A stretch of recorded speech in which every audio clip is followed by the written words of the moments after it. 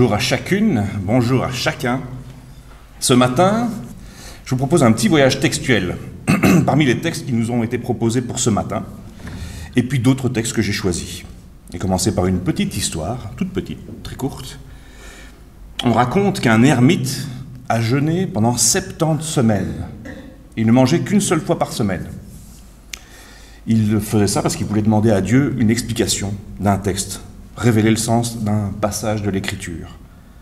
Et pendant ces 70 semaines, Dieu est resté silencieux. Alors il s'est dit en lui-même, bon, j'ai fait tout ça, je me suis privé de tout ce que je me suis privé, et pour quel résultat? Rien du tout. Alors je vais aller voir un de mes frères et je vais l'interroger. Alors il sort, il se met en route, et puis un ange du Seigneur lui a été envoyé pour lui dire: les 70 semaines pendant lesquelles tu as jeûné ne t'ont pas rapproché de Dieu. Mais maintenant que tu as été assez humble pour aller interroger ton frère, j'ai été envoyé pour te révéler le sens du texte auquel tu voulais savoir. Et puis après lui avoir expliqué le sens de ce qu'il cherchait, il le quitta. Nous tous, qui sommes réunis ce matin pour ce temps de culte, nous cherchons la trace de Dieu dans notre vie. Nous nous mettons à l'écoute de la parole de manière assez régulière, pour ceux qui viennent régulièrement à l'église. Nous essayons de discerner les actes, les paroles, les engagements auxquels nous sommes appelés. Et parfois, tout cela paraît obscur. Et nous sentons monter en nous les ténèbres de l'incompréhension, le doute, la peur. Mais Dieu place aussi sur notre route des frères et des sœurs pour être à nos côtés devant Dieu. Il place sur notre route des sœurs et des frères pour partager avec nous le pain et le vin de la scène. Que le Seigneur bénisse ce temps de culte et qu'il nous donne d'être les anges annonciateurs de la grâce et de son amour les uns pour les autres. Je vous invite à démarrer notre culte par le chant avec les paroles tirées du psaume 116, « J'aime l'Éternel ».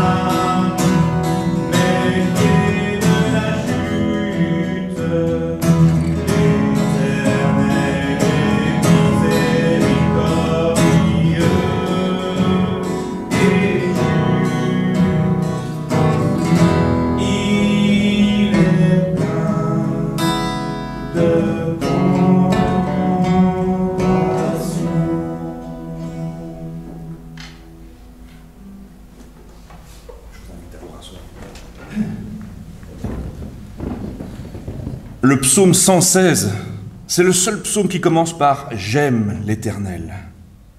Et si le psalmiste aime, c'est probablement parce qu'il se sent aimé de Dieu.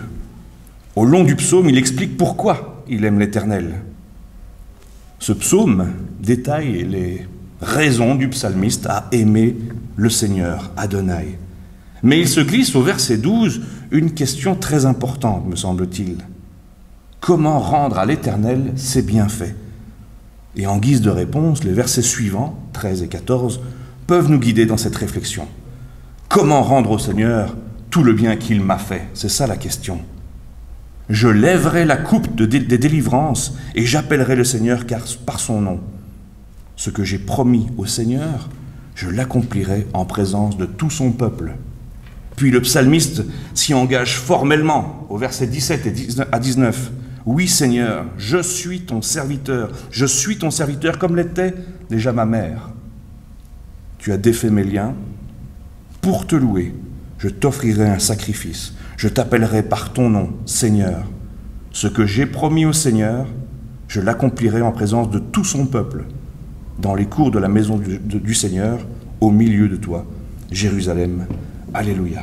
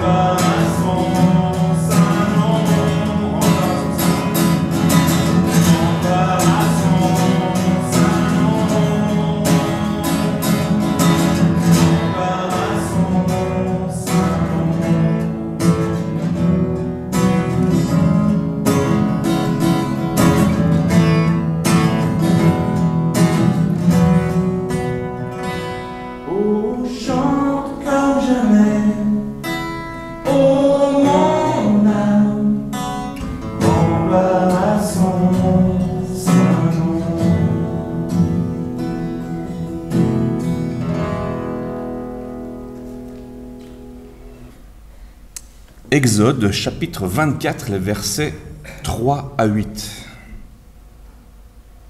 Moïse alla rapporter aux Israélites tout ce que le Seigneur lui avait dit et ordonné. Ils répondirent d'une seule voix, « Nous mettrons en pratique toutes les paroles du Seigneur. » Moïse écrivit tout ce que le Seigneur lui avait communiqué. Le lendemain, il se leva de bonne heure, construisit un autel au pied de la montagne et dressa 12 pierres, une pour chaque tribu d'Israël. Il chargea des jeunes Israélites de présenter au Seigneur des sacrifices complets et de lui offrir des taureaux en sacrifice de paix. Il mit la moitié des sangs des victimes dans des vases et répandit l'autre moitié sur l'autel. Il prit ensuite le livre de l'Alliance et le lut à voix haute devant le peuple. Les Israélites dirent « Nous mettrons en pratique et nous écouterons tout ce que le Seigneur a dit. » Moïse prit alors le sang des vases, en aspergea les Israélites et dit « Ce sang confirme l'alliance que le Seigneur a conclue avec vous, en vous donnant tous ses commandements. Nous mettrons en pratique et nous écouterons tout ce que le Seigneur a dit. »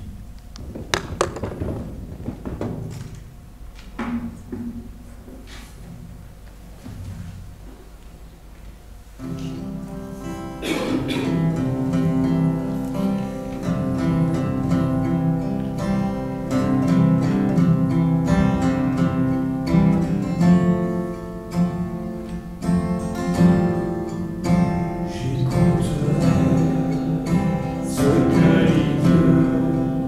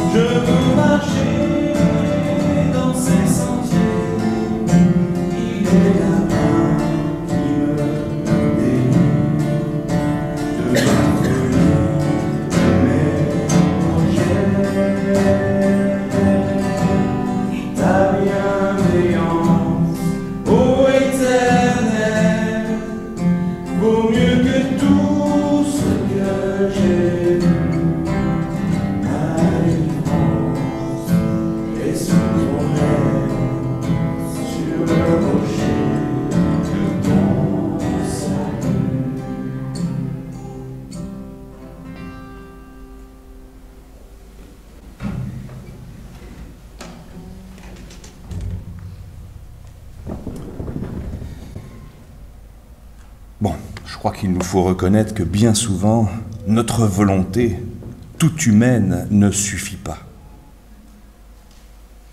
Je vous propose une autre histoire, une histoire d'ermite encore.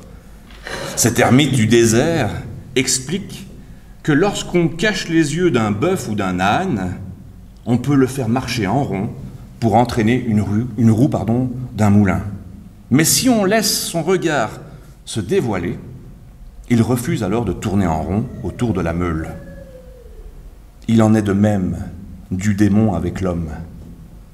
S'il se débrouille pour obscurcir notre regard, il nous entraîne dans les péchés du monde. Mais si les yeux de l'homme restent ouverts, il peut facilement échapper aux pièges qui lui sont tendus. Cette sagesse nous invite à garder les yeux ouverts sur nous-mêmes. C'est ce que je vous invite à faire maintenant, en confessant notre péché.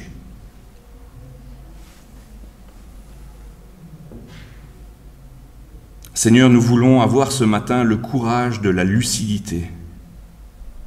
C'est vrai que sans le vouloir vraiment, ou sans l'avouer, nous fermons les yeux sur tous ces petits coins sombres de notre personne. Notre orgueil, notre paresse à écouter l'Évangile, notre égoïsme, notre convoitise. C'est vrai que nous cultivons toutes ces petites compromissions qui, peu à peu, nous éloignent de ta vie. Nous voulons maintenant ouvrir les yeux et nous tenir devant toi en vérité. Nous t'en prions, que ta vie éclaire notre nuit, que ton pardon guérisse nos compromissions, que ta vérité triomphe de nos obscurités. Oui, nous te le demandons, que ta grâce nous conduise sur le chemin qui mène des ténèbres à la lumière.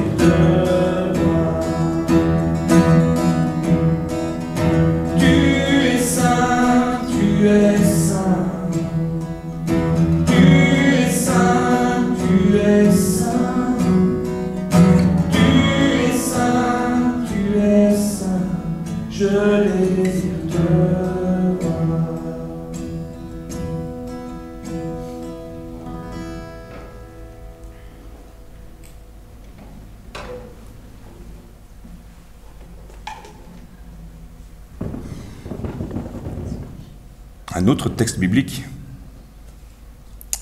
livre d'Hébreux, la lettre aux Hébreux, chapitre 9, les versets 11 à 15. Or, le Christ est venu comme grand prêtre des biens déjà présents. Il a pénétré dans une tente plus importante et plus parfaite qui n'ait été construite par des mains humaines. Autrement dit, elle n'appartient pas de ce monde, à ce monde créé. Quand le Christ est entré une fois pour toutes dans le lieu très saint, il n'a pas offert du sang de bouc et de veau. Il a offert son propre sang. Il a permis ainsi une libération définitive. Le sang des boucs et des taureaux et les cendres de la vache brûlée que l'on répand sur les personnes impures purifient leur corps pour les rétablir dans leur relation à Dieu. Combien plus efficace est le sang du Christ. Par l'Esprit éternel, lui qui était sans défaut, il s'est offert lui-même à Dieu. Son sang purifiera notre conscience des actions qui conduisent à la mort pour que nous puissions rendre un culte au Dieu vivant. Voilà pourquoi le Christ est l'intermédiaire d'une alliance nouvelle, afin que ceux qui ont été appelés par Dieu puissent recevoir l'héritage éternel qu'il a promis. Ils le peuvent parce qu'une mort est intervenue, grâce à laquelle les humains sont délivrés des fautes commises sous la première alliance. Malgré tous nos tours et nos détours, nos yeux fermés ou mi-clos, en Christ, par le Saint-Esprit, le Seigneur nous délivre de nos fautes et de nos manquements, de nos tiédeurs, de nos peurs, de tout ce qui nous emprisonne et nous empêche donc de vivre en harmonie avec toute la création. Je vous invite encore à chanter un chant.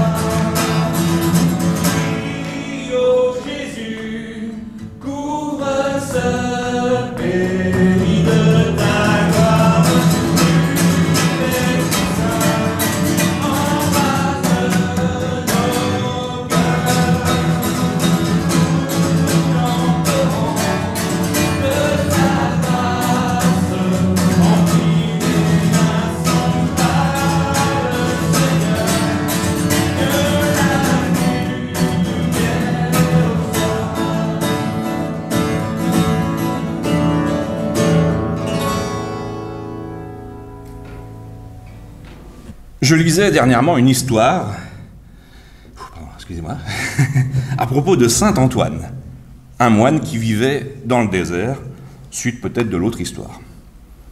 Un jour, des disciples, des étudiants, on va dire, le visitent. Il était alors avec un autre ermite appelé Joseph. Voulant les tester, Antoine leur parle des Écritures. Et puis il leur demande ce que leur dit les Écritures. Et il commence par le plus jeune. Il les interroge sur la signification de tel ou tel passage. Chacun répond du mieux qu'il peut. Mais Antoine leur dit « Non, vous n'y êtes pas encore ».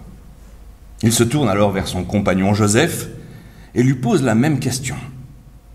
Et Joseph répond « Je ne sais pas ».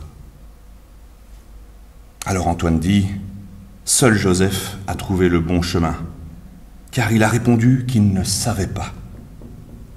Je vous invite à une prière avant d'ouvrir encore la Bible. Aujourd'hui encore, Seigneur, nous avons tout à apprendre de ta parole. Débarrasse-nous des explications toutes prêtes qui nous empêchent d'être à l'écoute de ton appel. Donne-nous de la recevoir comme si nous la découvrions pour la première fois. Que par ton esprit, elle devienne bonne nouvelle pour nos vies. Amen. Un dernier texte biblique pour ce matin qui va être le texte de la prédication dans l'évangile de Marc au chapitre 14, les versets 12 à 26. Le premier jour de la fête des pains sans levain, la Pâque, le jour où l'on sacrifiait les agneaux pour la Pâque, les disciples de Jésus lui disent « Où veux-tu que nous allions te préparer le repas de la Pâque ?» Alors Jésus envoie 2 de ses disciples en disant « Allez à la ville, quelqu'un qui porte une jarre pleine d'eau viendra à votre rencontre. Suivez-le, et là où il entrera, dites au maître de maison, le maître te fait dire « Où est la salle où je prendrai le repas de la Pâque avec mes disciples ?» Il vous montrera à l'étage une grande pièce aménagée et toute prête.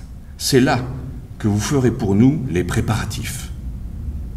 Les disciples partirent et allèrent à la ville. Ils trouvèrent tout comme Jésus leur avait dit. Et ils préparèrent le repas de la Pâque. Le soir venu, Jésus arrive avec les 12 disciples, et pendant qu'ils étaient à table et qu'ils mangeaient, Jésus dit, je vous le déclare, c'est la vérité, l'un de vous qui mange avec moi me livrera.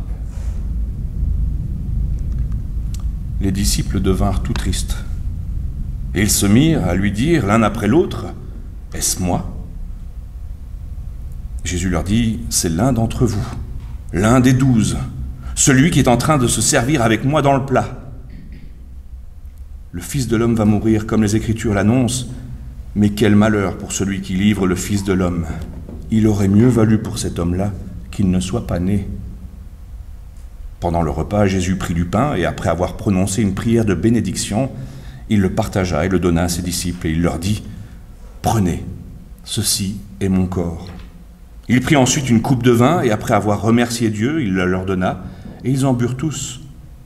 Jésus leur dit « Ceci est mon sang, le sang de l'alliance de Dieu qui est versé pour la multitude de gens. Je vous le déclare, c'est la vérité, je ne boirai plus du fruit de la vigne jusqu'au jour où je boirai nouveau dans le règne de Dieu. » Ils chantèrent ensuite des psaumes de la fête, puis ils s'en allèrent au mont des Oliviers. Chers frères et sœurs, chers amis, 2 semaines après la Pentecôte, on peut avoir l'impression que l'histoire se répète. Comment se fait-il que nous lisons encore, une fois, le récit du dernier repas de Jésus ? Probablement parce que la scène fait partie du quotidien de nos paroisses. Elle revient avec régularité. Il faut se souvenir du début et de son contenu, de sa signification, pour bien saisir l'enjeu de ce repas, pour comprendre de mieux en mieux ce que Jésus a proposé à ses disciples et dans la foulée à nous tous. Nous qui prenons la scène une fois par mois, c'est un rendez-vous à ne pas rater. Un repas bien préparé et lors duquel les convives seront surpris à plus d'un titre. Déjà, il faut dire que la préparation est quand même particulière. Tout se passe selon la parole de Jésus annoncée aux disciples. Tout comme l'histoire du petit ânon qu'il faut aller chercher et qui est prêt pour que Jésus puisse rentrer dans Jérusalem. C'est la même histoire quasiment, sauf que cette fois-ci c'est plus un ânon, c'est une salle de fête. Puis pendant le repas, Jésus parle de quelqu'un qui va le livrer. Mais il va le faire sans en faire toute une histoire, toute une affaire.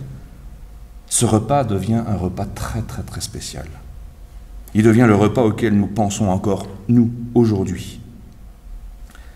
Alors les dimanches après la Pentecôte et le dimanche de la Trinité font partie du temps dit de l'Église. L'Église doit faire la preuve de ce qu'elle a entendu et compris à partir du temps de l'Avent jusqu'à être Église aujourd'hui du Christ. Être ou devenir Église de témoins.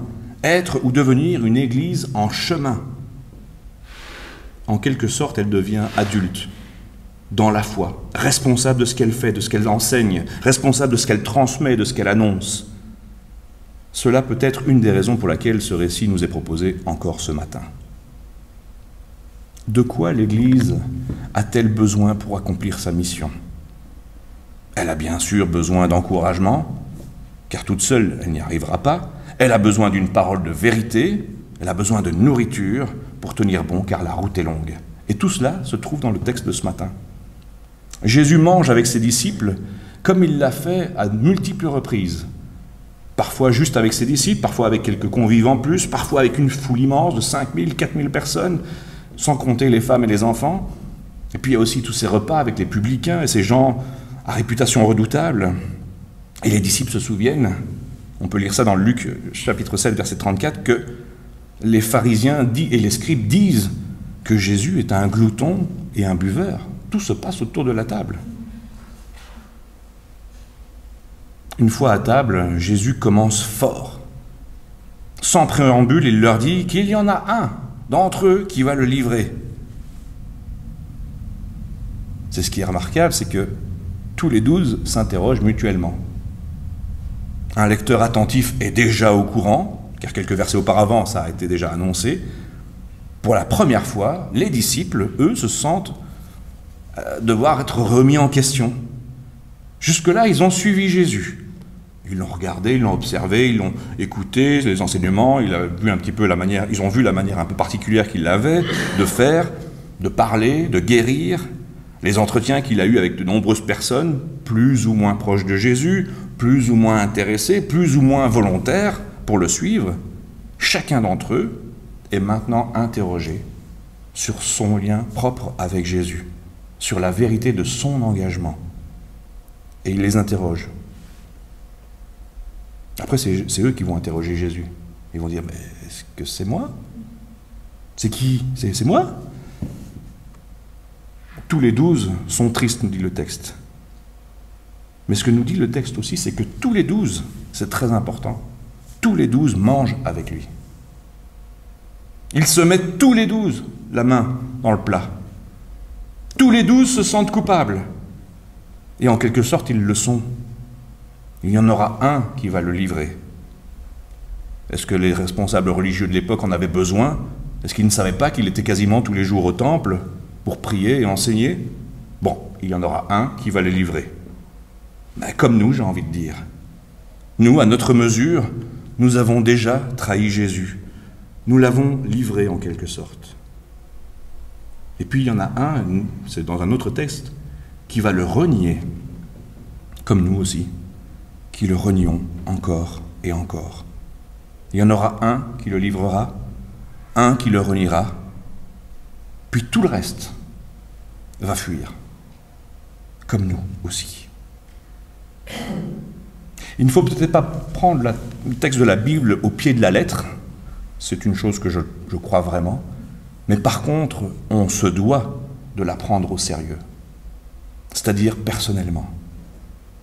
Elle nous concerne tous.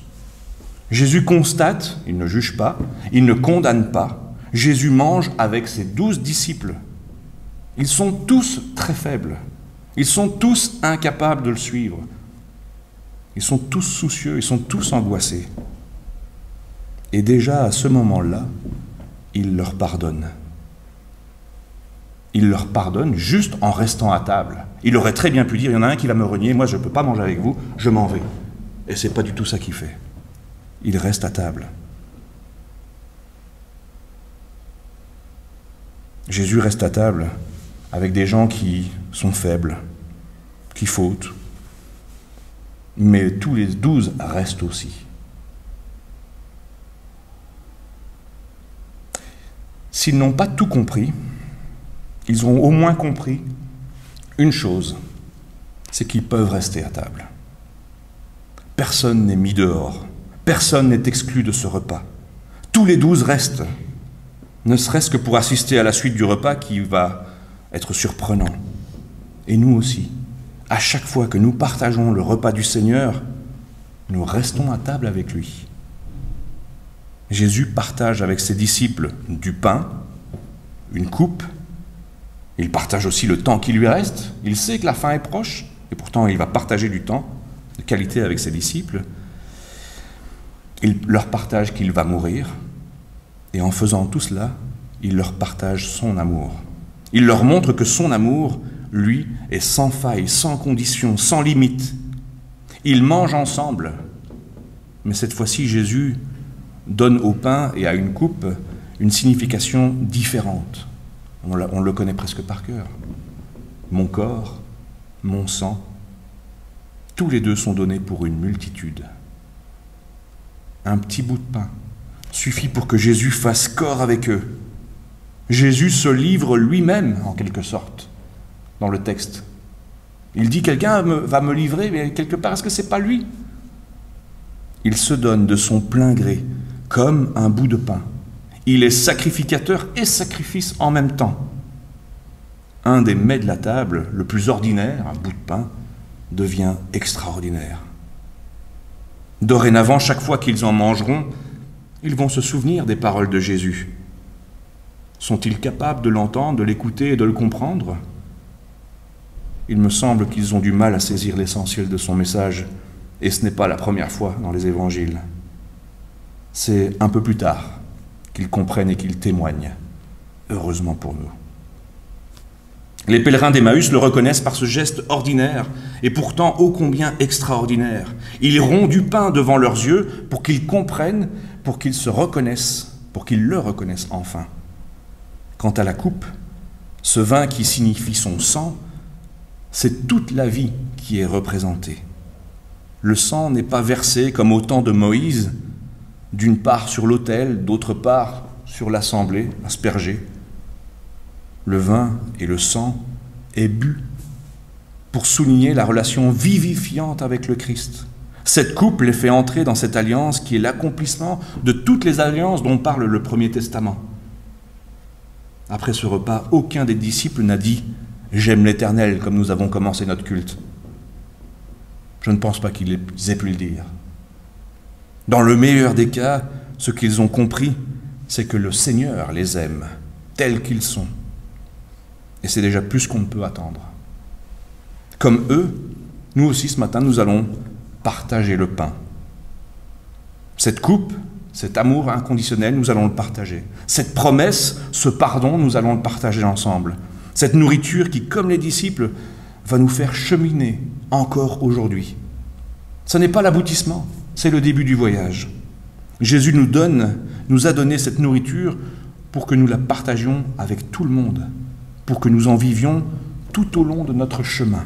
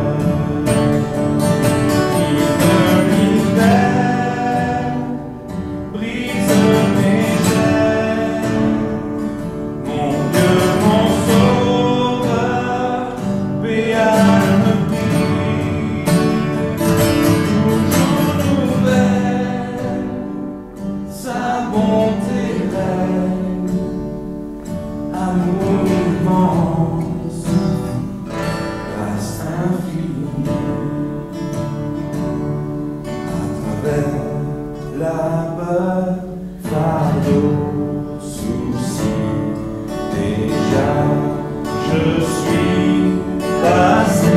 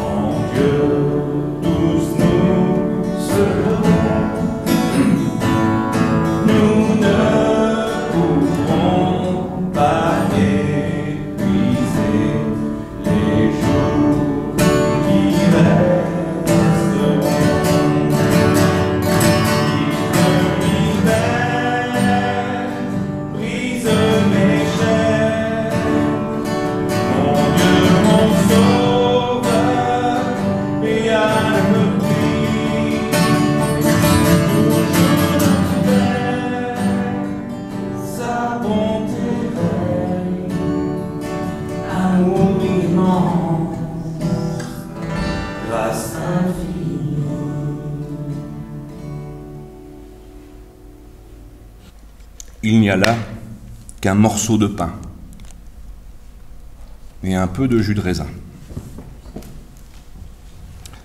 C'est pas beaucoup et pourtant, c'est, me semble-t-il, le plus beau, le plus riche, le plus somptueux des repas. Il n'y a qu'à ouvrir les yeux et regarder les autres invités. Ce sont tes frères, ce sont tes sœurs. Ouvre tes oreilles et entends la bénédiction qui va être prononcée. Dieu pose la main sur notre partage. Ouvre tes mains et reçois le pain et le vin. Ils sont signes de l'alliance de Dieu. Ouvre ton cœur et écoute.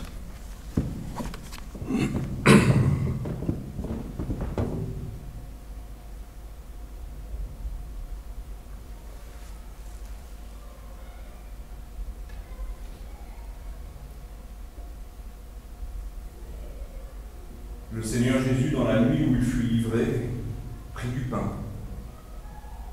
Et après avoir rendu grâce, il le rompit et dit : Ceci est mon corps qui est pour vous. Faites ceci en mémoire de moi. Il fit de même avec la coupe après le repas, en disant : Cette coupe est la nouvelle alliance en mon sang. Faites cela toutes les fois que vous en boirez, en mémoire de moi. Car toutes les fois que vous mangez de ce pain et que vous buvez de cette coupe, vous annoncez la mort du Seigneur jusqu'à ce qu'il vienne. Je vous invite à la prière.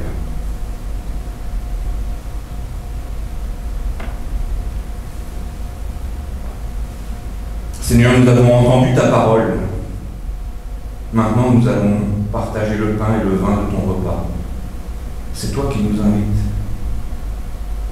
Nous arrivons tels que nous sommes, avec notre faim et notre soif. Que vienne ton esprit, et ce repas sera un partage entre des frères et des sœurs, une mémoire de la croix, une nourriture pour la prière, une grâce pour notre foi. Viens encore bénir ce pain que nous rompons. Amen. Venons tous, que nous prenions par la scène, venons tous autour de cette table. Venez, venez, tout est prêt. Vous avez entendu l'évangile. Vous êtes invités à rester au repas. Vous n'êtes pas obligés de partir. Que s'éclaire votre regard, que se tendent vos oreilles, que s'ouvrent vos mains, car tout est prêt.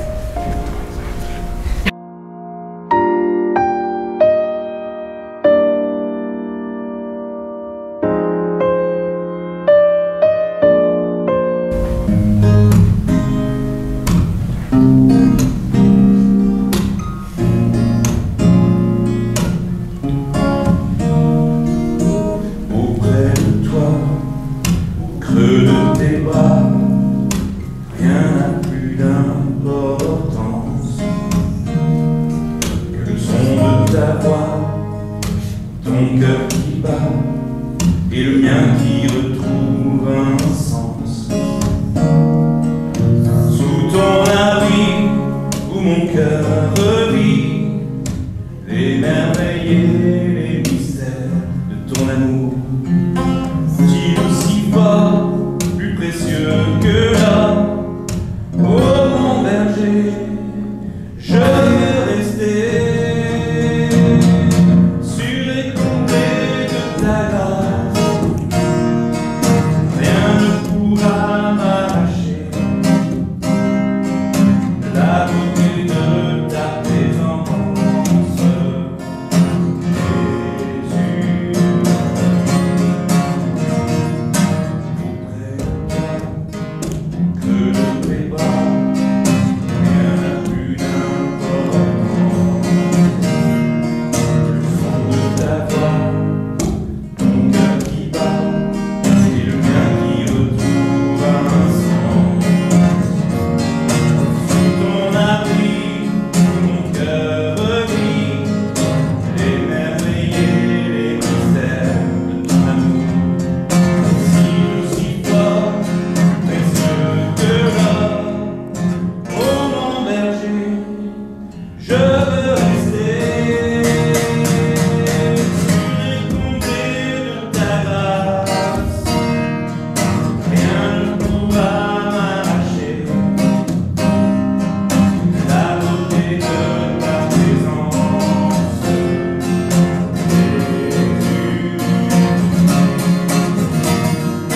Sur les combées de ta grâce, rien ne pourra m'arracher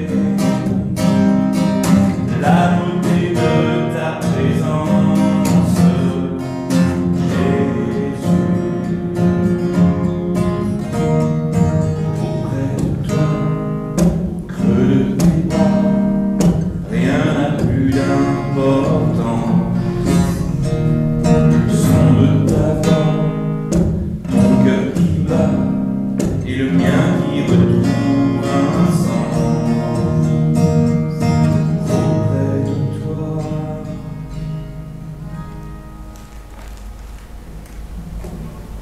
Si le temps des annonces.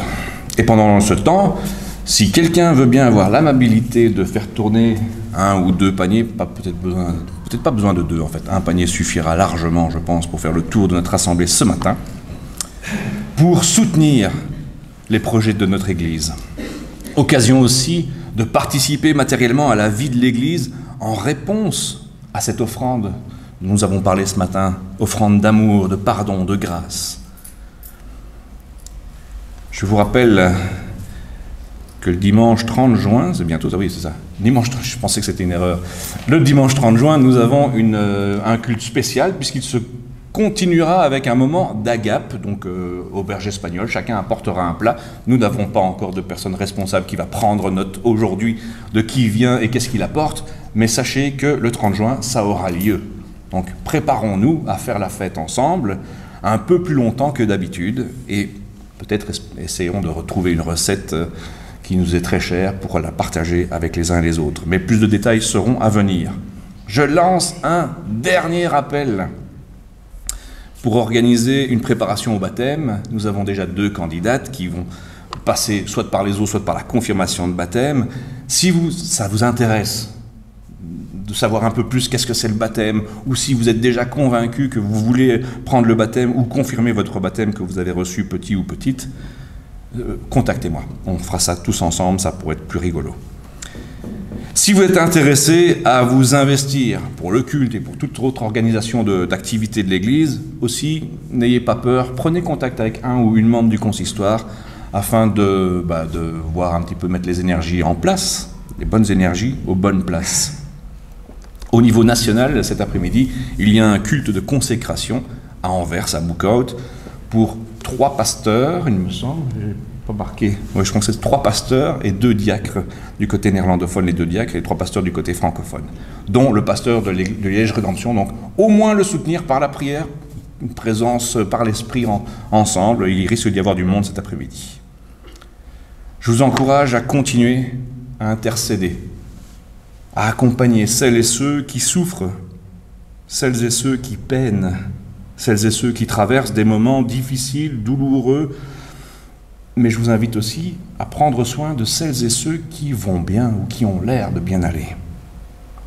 C'est une grâce de cheminer ensemble. C'est une grâce de nous soutenir les uns les autres dans les bons et dans les moins bons moments. Et je vous invite à une prière d'intercession sur la base du Notre Père. Notre Père qui est aux cieux, nous voulons aujourd'hui te parler de notre terre, de sa violence et de ses misères.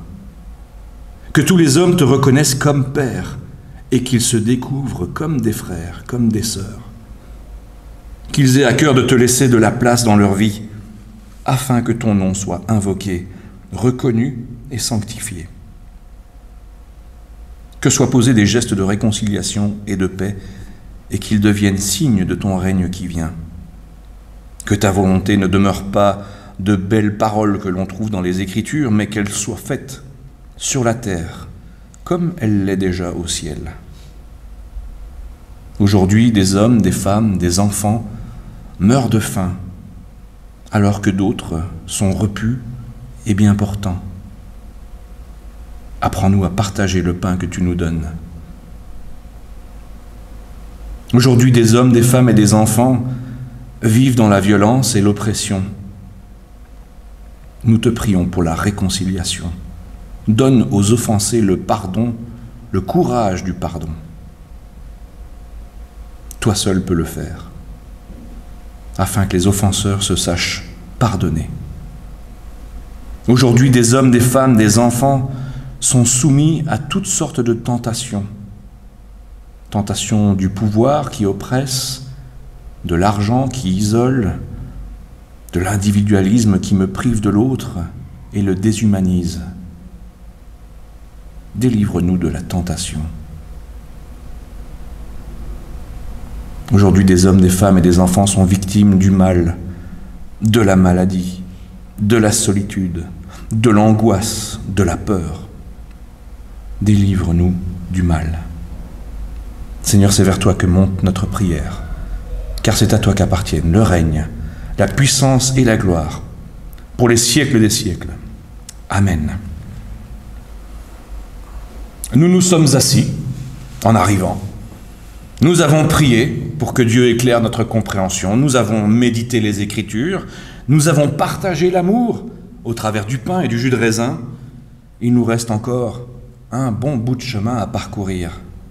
Vivre ce que nous avons compris de l'Évangile avec le Seigneur comme appui. Je vous invite à vous lever une dernière fois pour chanter et recevoir la bénédiction de Dieu.